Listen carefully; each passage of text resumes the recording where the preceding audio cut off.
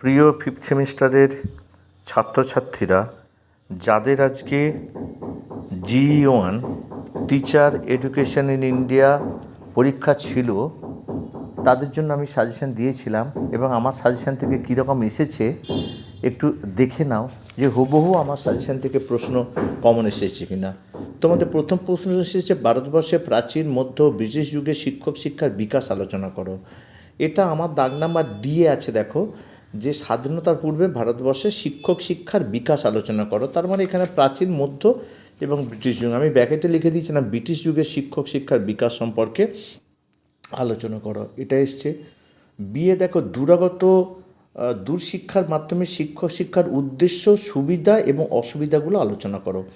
এবার এটা তোমার দাগ নাম্বার আমার দিয়ে দেখো, দূরাগত পদ্ধতিতে শিক্ষক শিক্ষার উদ্দেশ্য, তাহলে উদ্দেশ্যটা এসছে। আর 5-এ দেখো দিয়েছিলাম ইয়ে, দূরশিক্ষার মাধ্যমে শিক্ষক শিক্ষার সুবিধা এবং অসুবিধাগুলো লেখো। তাহলে দুটোকে মিক্সড করে এই প্রশ্নটা কমন এসে গেছে। এবার তোমাদের সিএ এসেছে পেশাগত ক্ষমতা বৃদ্ধি, মানে ইপিসি বলতে কী বোঝো, পেশাগত ক্ষমতা বৃদ্ধির প্রকারভেদ ও গুরুত্ব। আমি দিয়ে দিয়েছি দেখো এফ, ইপিসি কী, এর পুরো নাম কী, এর প্রকারভেদ এবং গুরুত্ব, মানে হুবহু এই প্রশ্নটা কমন এসে গেছে। তাহলে তোমাদের তিনটে এসে গেছে, দুটো তো খুব ভালোভাবেই লেখা যায়। এবার দেখো তোমাদের 5 নাম্বারে 5টা দেয়া থাকে, 4টে করতে হয়। তার প্রথমে ছিল শিক্ষক শিক্ষার বিভিন্ন উদ্দেশ্যগুলো কী কী।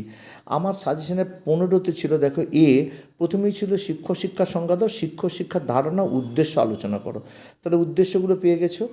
এবার দেখো বিএ, মানে ভারতবর্ষে কর্মকালীন শিক্ষক শিক্ষার সুবিধা ও অসুবিধাগুলো, এটা আমার সাজেশনে দেখো এফ, ভারতবর্ষে কর্মকালীন শিক্ষক শিক্ষার সুবিধা ও অসুবিধাগুলো, হুবহু একই আছে।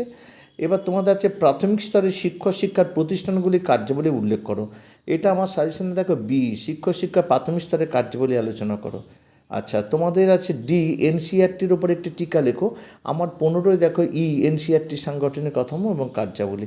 তার মানে এখানে তোমাকে চারটেই কমন পেয়েছে। আমি দিয়েছিলাম মাত্র এখান থেকে বোধহয় 6টা না কটা দিয়েছিলাম, তার মধ্যে তোমরা এখানে 4টে পেয়ে গেছো। আর আমি বড় প্রশ্ন দিয়েছিলাম, সেখানেও আমরা দিয়েছিলাম 6টা, তার মধ্যে ঘুরিয়ে ফিরে 3টে তো এসেইছে, আবার ওখান থেকে 5 নম্বর বা 5 নাম্বার থেকে 15 এসেছে। সুতরাং আলটিমেটলি তোমাদের সব প্রশ্নগুলি কমন এসেছিলো বলা যেতে পারে। তাই বলতে পারি যে তোমাদের সমগ্র প্রত্যেকেরই পরীক্ষা ভালো হয়েছে এবং আগামী পরীক্ষাগুলো যে ভালো হবে সেটা আশা রাখতে পারি আর কি।